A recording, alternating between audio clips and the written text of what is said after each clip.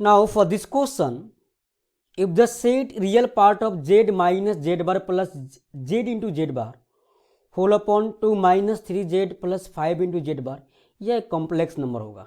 इस complex number का real part such that z belongs to complex number and real part of z, जो z मेरा complex number होगा ना उसका रियल पार्ट गिवन है 3 यानी 3 प्लस आई बटा Y kind of. The real part of z is that is 3 is equal to the interval alpha open interval to beta close interval.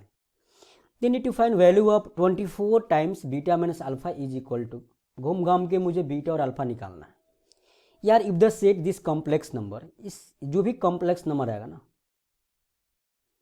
वो real part आएगा, उस complex number के real part लेना है.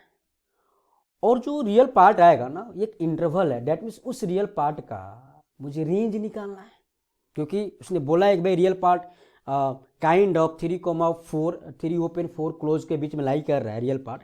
Date means you have to find range of that real part. Simply ये बात तो formation हो गई हमारी. तो आप एक काम करो, जेड क्या लिखोगे, Z is equal to 3 plus I बटा वाई. मेरा जेड आ गया तो जेड बार भी आ गया ना. जेड बार सिंपल है, जेड बार क्या आएगा 3 माइनस आई बटा वाई काइंड ऑफ. सो अब एक काम कर, तुम इसको इवेल्युएट कर, पहले एक कॉम्प्लेक्स नंबर को फॉर्म कर. मान लिया हमने z1 is equal to 3 plus I बटा वाई माइनस 3 प्लस आई बटा Y plus Z into Z bar क्या होता है. दुनिया जानती है कि जेड इंटू जेड बार क्या होता है, मॉड जेड का स्क्वायर. डेट मीन्स इस कॉम्प्लेक्स नंबर के मैग्नीट्यूड का square. That means 9 plus Y square. NR हमने क्या किया 3 प्लस आई बटा वाई माइनस 3 प्लस आई बटा Y plus 9 plus Y square whole upon, ठीक है, और 2 माइनस 3 इंटू 3 प्लस आई बटा Y plus 5 into 3 plus 3 plus I बटा वाई.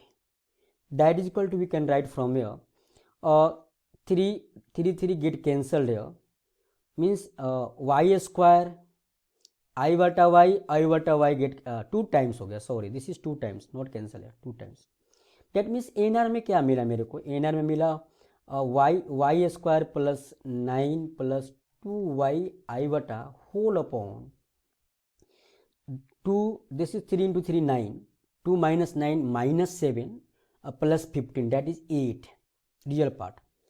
नाउ यहाँ से माइनस 3 आई बटा वाई प्लस 5 आई बटा वाई डेट इज, एक मिनट समथिंग मिस्टेक हो रहा है यहाँ पे, क्योंकि जब हम जेड लेंगे ना, ये जेड है तो माइनस 3 माइनस 9 माइनस 3 आई बटा और ये 3 प्लस आई बटा वाई, जेड बार में क्या होगा 3 माइनस आई बटा वाई और Z bar 5 Z bar 3 minus I बटा Y. So from here we have to write Y square plus 9 plus 2 Y I बटा, दिस इज 2 माइनस 9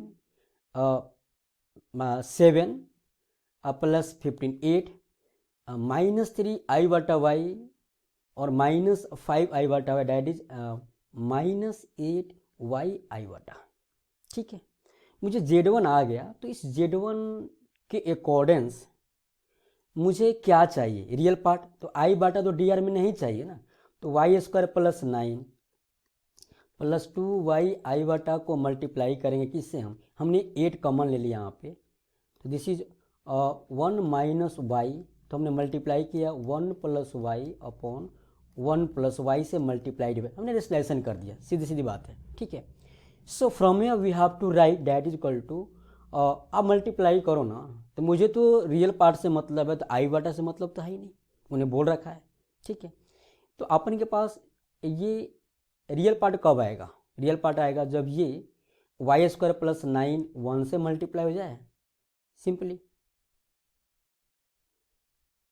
यानी 1 प्लस वाई इंटू दिस, यानी Y square plus 9 into 1 plus Y whole upon, नीचे में क्या आएगा, तो एक मिनट 1 माइनस आई बटा होगा ना, 1 माइनस आई बटा वाई 1 प्लस आई बटा वाई 1 प्लस आई बटा वाई, सॉरी. तो यहाँ पे क्या करना आपको, सिंपली अब देखो 1 प्लस आई बटा वाई है, यानी 1 मल्टीप्लाई होता है इससे रियल पार्ट आएगा, तो यानी वाई स्क्वायर प्लस 9 फिर आई वाटा मल्टीप्लाई होकर आई वाटा गेट कैंसल, सो आई वाटा स्क्वायर क्या होता है -1, तो यहाँ पे क्या होगा -2y²। अच्छा, मुझे इमेजिनरी पार्ट से मतलब नहीं है सीधा, तो no need to write in N R D R. ठीक है, देखते हैं, सॉरी डी आर में तो आई वाटा आएगा ही नहीं ना, तो यहाँ पे क्या होगा 8 × 1 + y², 1 + y², a² - b²। तो अपन के पास क्या मिला 9 माइनस आई वाटा स्क्वायर क्या होगा -2y², 9 minus y² whole upon 9 minus y² whole upon 8 × 1 + y²। अब मैंने रियल पार्ट लिखा अभी मैंने, so real part of this z1 that is equal to 9 minus y² upon 8 × 1 + y²। अपन के पास मिला, चलेगा ना। तो यार मुझे इसकी रेंज निकालनी है, और रेंज क्या गिवन है क्वेश्चन में, अल्फा से beta, beta is close, alpha is open, चलेगा। तो करना क्या अपन को, करना क्या यहाँ पे बड़ी सिंपल बात है कि अब रेंज निकालने का मल्टीपल मेथड्स है। एक तो तुम टी मान लो, क्रॉस मल्टीप्लाई करो, फिर वाई में क्वाड्रेटिक टी इन्वॉल्विंग उसका D greater than equal to 0, तो वहाँ से रेंज आएगा मेरा। एक इसको हम बेसिक मैनिपुलेशन के साथ कर सकते हैं, क्योंकि मुझे 1/y² dr में तो nr में बना सकती है इसको सिंपली। तो इसको क्या 10 - 1 + y² होल अपॉन 8 × 1 + y²। ठीक है, so that is equal to 1/8 बार लिया हमने, और 10/1 + y² -1। दिखा ना क्या करना है, क्योंकि अब यहाँ से इसका रेंज निकालना सो सिंपल। तुम स्टार्ट यहाँ से करेंगे 1 + y² से, फिर रेसिप्रोकल, फिर 10 से multiply, basic manipulation for finding range of this expression. एक काम करना 1 + y² क्या होगा लाइज बिटवीन y² 0 से इन्फिनिटी, तो 1 से इन्फिनिटी। तो इसका रेसिप्रोकल जब लेंगे 1/1 + y² lies between 0 open to 1 close. अब इसको 10 से मल्टीप्लाई करना है, so from here we have to write 10/1 + y², 10 क्या पॉजिटिव है, तो साइन ऑफ इनइक्वालिटी चेंज नहीं होगा 0 ना। इसमें -1 को ऐड करना है, सो सिंपल। तो क्या होगा 10/1 + y² -1 that is equal to -1, यहाँ पे क्या 9 होगा। अब मुझे इस सारे जो एक्सप्रेशन है 10/1 + y² -1 को किससे मल्टीप्लाई करना है 1/8 से।